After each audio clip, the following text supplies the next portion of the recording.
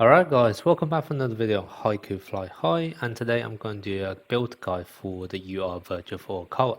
And I'm going to talk about both in terms of the character build, so you know what potentials you want to put on him, and also in terms of team building guide, because I know a lot of people may already be wanting to put him in a Shiratorizawa team, but in all honesty, Oikawa does a bit more than just in a Shiratorizawa team. Obviously that is a good team for him, but he can also work in other ways as well. So I just want to bring that to your guys' attention as well. Okay, so let's start off with the character guide. Quickly gonna go through the skill once again. Skill 1, there's a bit of a typo here. When this one says it's land a critical spike, it doesn't have to be a critical spike, it's basically any critical action. So what that basically means is that when you're building a team, it's going to be ideal if your whole team is going to either build with high awareness or high reflex. So either it's an offensive crit or defensive crit, either one is going to work. Okay, I've tested this. A critical serve will trigger this, a critical block will trigger this. Okay, so this critical spike is just a translation typo. This basically just critical action. Then skill 2, there's not too much to talk about here. You wouldn't normally use his Setadam, to be honest. However, this does have an additional passive ability of increasing the strength, which remember, that's a critical damage of all of the power type players. So once again, that gives you a bit of insight in terms of your team building. You want actually have power spikers on your team rather than quick spikers. Then there's skill 3. This is just a passive skill which increases your awareness. Okay, that's as simple as it. And then once again on the second half, when a power spike cast. Okay, so it's not quick spike, it's only for power spike, but you can actually consume 6 stack to make a critical spike, and this can actually be very useful. And this actually open up a door for Oikawa to pair up with some other DPS out there other than Yoshijima, which I'll talk about a bit in the team building section. And then lastly, his serve, strongest serve in the game. The raw stats by itself is already very high. I mentioned this before, it's actually higher than Yoshijima, right? If I take a look at Yoshijima, at base level, this is on 250. At the highest level, this is only 310. If we compare to Oikawa, at base level, this is 260, highest level 320, okay? So it's higher than actually Yoshijima's ultimate spike. So that's how strong this is.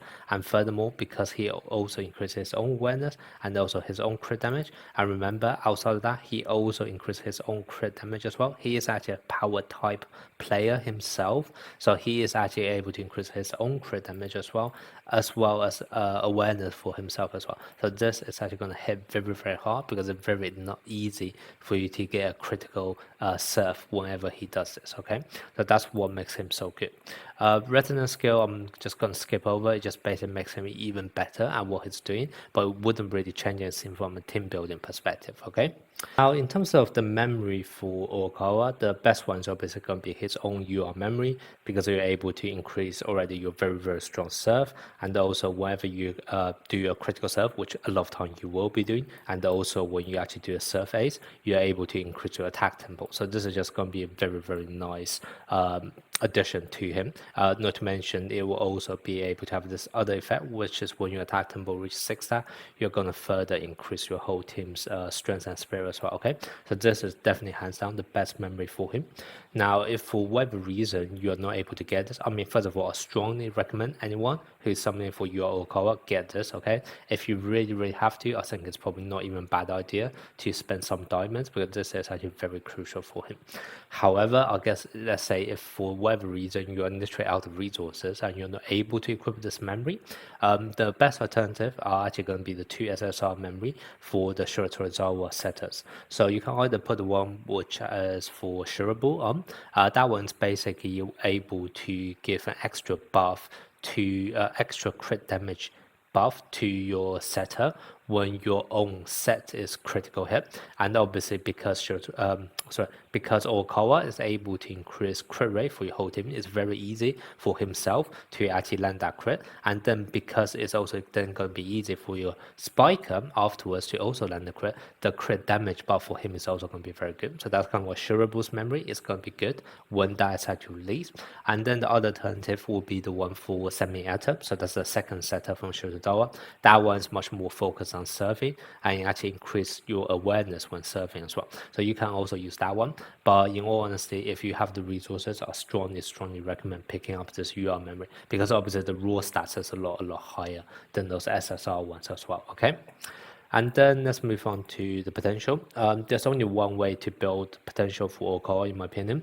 You basically want a full set for serving and then another two set for the set stats. So basically two set here can give you an extra 15% set, and then this full set one give you an extra 15% in set stat as well, but also an extra attack technique when you are serving. And Oikawa, his serving is really, really strong. So you want to further min-max that, okay?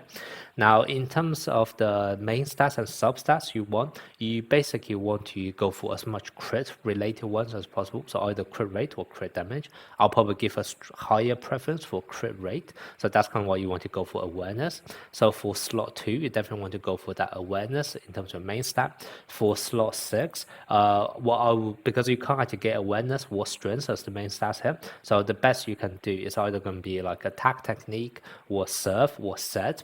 Out of all of them, I'll probably recommend serve, then follow up by set. And obviously that's the two main stats Oikawa is going to be using. So that's kind of why I'll highly recommend those as the main stat for your slot 6. And then in terms of your substat, just try to go for as many as you can where it's actually able to increase awareness or set or serve, etc. Okay, I can quickly show you. For example, here I have chose the ones with like set and also awareness, and same thing for here as well. I have awareness and also one set. For the other ones, right, awareness, serve. This one's like set and serve. Okay, so just try to go for as many combinations of those as possible. Okay, now let's talk about team building for you or Oikawa. And in my eyes, there are two different ways of how you can team build. The first way is going to be the standard Ushijima ult spamming. So I already talked about the strat on my channel before. It's on the Shirtozawa guide. I'll link that video in the comment section if you do actually want to watch it. But basically the idea here is that kind of using your whole team to frequently crit in order to keep on reset the cooldown for the ultimate attack on Ushijima. Your Ushijima need to be at least 2-2, but basically what this allows you to do is you can spam ult the whole time. I'm not going to talk too much about this strat because I already explained it in very full details in my previous video, so just check out that video if you want to understand how this team works, okay?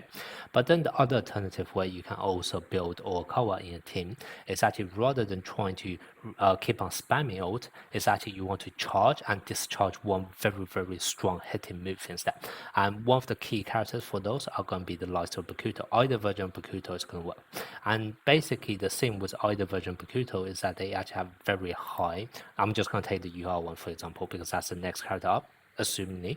But basically, UR version Bakuto and also the SP version, they actually have very high natural crit damage built into them. I think for UR one, it's probably something like 50 or 60% crit damage under the right conditions. However, he doesn't actually have any ways to increase his own crit rate. So unlike the ones such as Ushijima, who naturally increase his own crit rate, so you don't even need to actually buff up his crit too much. For Bakuto, if you just rely on him to actually crit with potentially a crit build from his potential, it's not actually going to be very consistent because he can probably only get like 20 or maybe 30% maximum in terms of crit rate. And even with the help of Oikawa, able to increase your whole team's crit rate, it probably is still not going to be so consistent. But however, remember, Oikawa's skill 3 also has the ability to actually consume 6 stacks of attack tempo in order to guarantee your attack to be crit. And what that basically means is that can actually free up your DPS, such as Bakuto, to have any crit rate related potential inside him, and instead completely focus on crit damage build. So rather than trying to, let's say, smack 20% crit rate in terms of potential and try to get a bit more consistency, instead what you can do is just add another 20 or 30% crit damage to him, to his already very high crit damage.